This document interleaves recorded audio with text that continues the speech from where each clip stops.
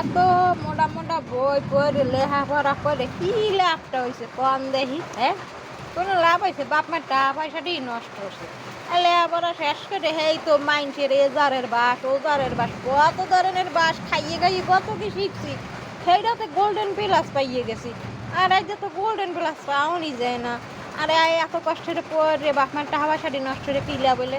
আর এখনকার দিনে তো মোবাইলই আছে, পোলাপানে তো হেই দিয়ে লেখাপড়া শিখতে পারে।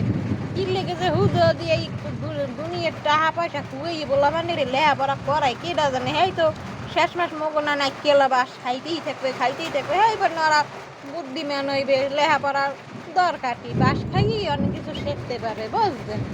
আর মোবাইল দিয়ে যে একটু দরকার বাদ বাই শিক্ষা একটু হ্যাঁ দেই নেস্তার ওই যে মোবাইলে যে এখন কথা আছে না কি জানি মাইকে কয় ওই বেডার লাগে কথা কইলো ওই বেডাই সব ইয়েই দেবে, কত পিয়া আছে ধুনইতে। যদি বই দিয়ে লেখাপড়া শিখতে মগো লাভ আছে, পোলাপানের পিছনে টাকা কই রাখছে, একখান মোবাইল দিয়ে দিলেই